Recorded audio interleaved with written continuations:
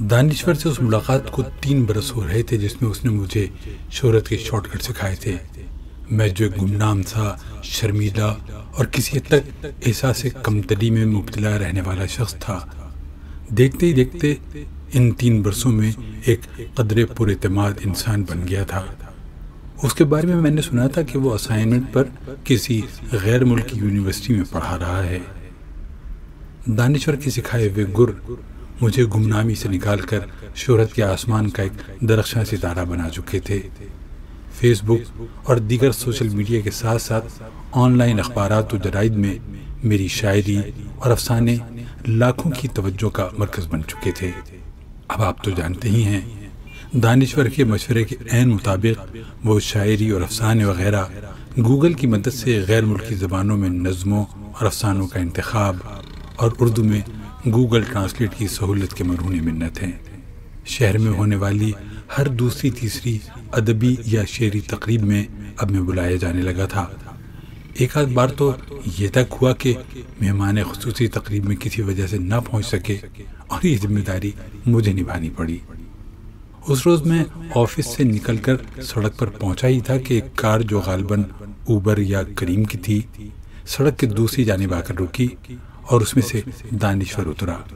ایک ہاتھ میں سگار اور بغل میں اس کا بیگ دبا ہوا تھا۔ میں لپک کر اس کی جانب بڑھا۔ السلام علیکم۔ وعلیکم السلام۔ کون؟ وہ آنکھوں پر اپنے چشمے کو درست کرتے ہوئے بولا، جی میں فیروز شاہ، آپ پہچانے نہیں مجھے؟ اوہ اچھا، بھائی یوں کہو نا، فیشین نازمی۔ اس کی مسکراہٹ میں ہلکی سی شرارت جھلک رہی تھی۔ بھائی میں فیس بک پر اکثر تمہاری تخلیقات دیکھتا ہوں۔ اس نے بامانی انداز میں تمہاری تخلیقات پر زور دیا۔ کیوں شرمندہ کر رہے ہیں سر؟ میں نے جھینپے ہوئے لہجے میں جواب دیا۔ ویسے ایک بات ہے، آپ نے جو کچھ بتایا 100% کام آیا، بلکہ 200%۔ میرا ایک مجموعہ کلام روشنی کے ببول اور افسانوں اور فلیکس فکشن کا انتخاب دیمک کا خواب شائع ہو چکے ہیں۔ میرے ساتھ ساتھ وہ محلقہ صحبائی، گلفشاں اصفہانی اور ذوالقرنین بلقانی کے فالوورز بھی بے شمار ہو گئے ہیں۔ اب وہ کون ہیں؟ اس نے ذہن پر زور دیتے ہوئے پوچھا، پھر میرے جواب دینے سے قبل خود ہی کہا، او اچھا، وہ تمہاری دوسری تیسری فیس بک آئی ڈیز؟ جی سر، میری بہت ساری فینز بنی، بہت سے چکر چلے اور پھر ان میں سے ایک سے میری شادی بھی ہو گئی۔ لیکن سر اب پتہ چل رہا ہے کہ صرف شہرت ہی سب کچھ نہیں، گھر چلانے کے لیے پیسہ بھی چاہیے جو اس نوکری میں تو پورا نہیں ہوتا۔ میں بے تکان بولتا چلا گیا، فکر نہ کرو، پیسہ بھی آئے گا ینگ مین۔ ہم باتیں کرتے کرتے ایک قریبی ریسٹورنٹ میں پہنچ گئے۔ دانشور نے اپنے لیے کافی اور میرے کہنے پر میرے لیے چائے کا آرڈر دیا۔ تو کیسی چل رہی ہے شاعری اور افسانہ نگاری؟ اس نے مسکراتے ہوئے سوال کیا۔ بہت اچھی سر، آپ کے مشوروں کے طفیل اب میں خاصا جانا چاہتا ہوں۔ گزشتہ ماہ مجھے انجمن سخنوران چمن آباد نے لائف ٹائم اچیومنٹ ایوارڈ سے نوازا۔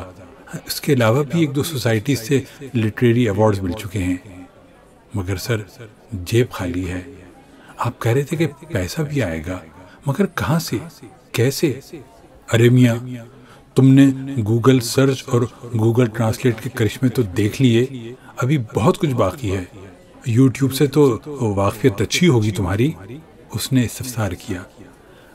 جی کبھی کبھار دیکھتا ہوں، کچھ خبریں، تبصرے وغیرہ۔ وہی یہ جو اتنے بہت سارے ٹی وی اینکرز اور کچھ اناڑی لوگ صبح و شام، بلکہ کچھ تو دن میں 3-4 بار ایک نئی ویڈیو اپلوڈ کرتے ہیں، جانتے ہو کیوں کرتے ہیں؟ جی وہ اپنی معلومات، خبریں اور تجزیہ عوام تک پہنچانے کے لیے، ساتھ میں شہرت مفت۔ میں نے اپنی دانش میں ان کے سوال کا بھرپور جواب دیا۔ اس نے عادتاً ایک زوردار قہقہہ لگایا اور بولا، معاف کرنا، تم ابھی تک گھامڑ ہو۔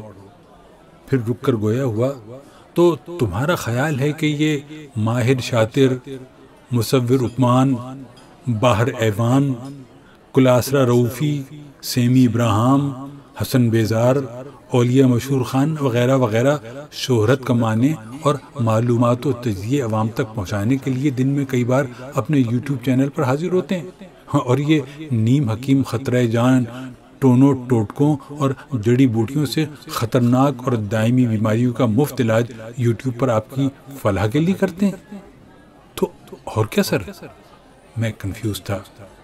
اور تمہیں معلوم ہونا چاہیے کہ ان میں سے ہر شخص ہر ماہ گھر بیٹھے ہزاروں ڈالر کما رہا ہے۔ وہ سنجیدہ لہجے میں بولا۔ تم پوچھو گے وہ کیسے؟ تو میں تم کو بتاتا ہوں۔ یوٹیوب پر اگر آپ کے چینل کے کم سے کم 4000 سبسکرائبرز ہیں اور اس کے ویوز ایک مقررہ نمبر سے زائد ہیں تو آپ اپنی پوسٹ پر دکھائے جانے والے اشتہارات کے ذریعے لمبی کمائی کر سکتے ہیں۔ وہ سانس لینے کو رکا اور پھر گویا ہوا، ہر نئے ویو پر آپ کو $0.003 ملتے ہیں، جس کا مطلب ہوا 10 ویوز پر 3 سینٹس، 100 ویوز پر 30 سینٹس، 1000 پر $3 اور 10,000 پر $30 اور 1,00,000 ویوز پر $300۔ میں حیرت سے آنکھیں پھاڑے اس کی بات سن رہا تھا۔ تم جانتے ہو ان میں سے اکثر کے ایک دن کے ویوز 1.5-2 لاکھ تک ہو جاتے ہیں۔ تم اگر کم سے کم 1,00,000 ویوز بھی رکھو تو مہینے کے $9,000 کہیں نہیں گئے۔ آپ کی معلومات تو زبردست ہیں، مگر میری آنکھوں سے جھانکتا سوال اس نے پڑھ لیا۔ کافی کا گھونٹ لے کر بولا، کچھ ہمت کرو، اپنا ایک چینل بناؤ اور ہو جاؤ شروع۔ مگر میں کیا کروں گا؟ میاں اگر پیسہ کمانا چاہتے ہو تو رائی کا پہاڑ بنانا سیکھو، سنسنی پھیلانے کا ہنر اپناؤ، اپنی معلومات کا کوئی فرضی ذریعہ مشہور کرو، جیسے کسی کی چڑیا ہے تو کسی کی چڑیل، اور تم بھی کچھ لے آؤ، جیسے وہ سوچتے ہوئے بولا، ہاں جیسے چھپکلی۔ آپ خود کیوں نہیں چلاتے اپنا چینل جب آپ کو اتنا کچھ پتا ہے؟ میں نے اپنی دانش میں بڑا سوال داغا۔ ٹھنڈی سانس لے کر بولا، ہے میاں، ہمارا بھی چینل ہے، اس پر دن میں 100-200 ویوز آ جاتے ہیں، کیونکہ ساری پوسٹ علمی، ادبی اور شائستگی کے دائرے میں ہوتی ہیں۔ کسی کی ٹانگ نہیں کھینچی جاتی، کسی پر کیچڑ نہیں اچھالی جاتی، کسی پوسٹ پر یہ نہیں لکھا ہوتا بڑے بڑے لفظوں میں کہ فلاں نے بڑا اعلان کر دیا، فلاں نے اندر کی خبر دے دی، فلاں پس پردہ حقائق سامنے لے آیا، فلاں نے بھانڈا پھوڑ دیا، فلاں کی نئی چال، فلاں کی پیشگوئی نے تہلکہ مچا دیا، فلاں کے بیان سے ایوانوں میں زلزلہ آ گیا، فلاں کی گھناؤنی سازش، فلاں نے بڑا سرپرائز دے دیا۔ تم یہ ساری باتیں نوٹ کر کے رکھو اور اپنے چینل پر دن میں 2 سے 3 پوسٹ ضرور لگاؤ ایسے ہی عنوانات سے۔ مگر مجھے یہ سب کام کرنا نہیں آتے، جیسے ویڈیو بنانا، اسے ایڈٹ کرنا، پھر اپلوڈ کرنا وغیرہ وغیرہ۔ میں نے اپنی مجبوری کا اظہار کیا۔ میاں اس کام کے لیے کسی نئے یونیورسٹی گریجویٹ کو ہائر کرو، وہ ویڈیو ریکارڈ بھی کرے گا، ایڈٹ بھی کرے گا، گرافکس بھی بنائے گا اور دھوم دھڑکے والا میوزک بھی ڈالے گا۔ اسے ماہانہ 40-50 ہزار روپے دو اور خود بے فکر ہو جاؤ۔ وہ اطمینان سے بولا، 40-50 ہزار ماہانہ؟ اتنی بڑی رقم کہاں سے لاؤں گا میں نے تشویش ظاہر کی۔ جب مہینے کے 10-15 لاکھ کماؤ گے تو 40-50 ہزار تو تمہارے لیے کچھ بھی نہیں ہے۔ دانشور کا لہجہ پر یقین تھا۔ وہ کافی کا آخری گھونٹ لیتے ہوئے بولا، مگر یہ سب کرنے سے پہلے ایک بات سوچ لینا، کیا تم دھڑلے کے ساتھ اتنی دروغ گوئی کر سکتے ہو، اتنی سنسنی پھیلا سکتے ہو؟ میں اس کا جواب ابھی سوچ ہی رہا تھا کہ وہ کرسی سے اٹھا، اپنا بیگ بغل میں دبایا اور بولا، اور ہاں، ان باتوں کا جواب بھی دینا ہوگا آخرت میں۔ اس نے کاؤنٹر پر بل ادا کیا اور مجھے اسی شش و پنج میں چھوڑ کر تیز تیز قدموں سے باہر نکل گیا۔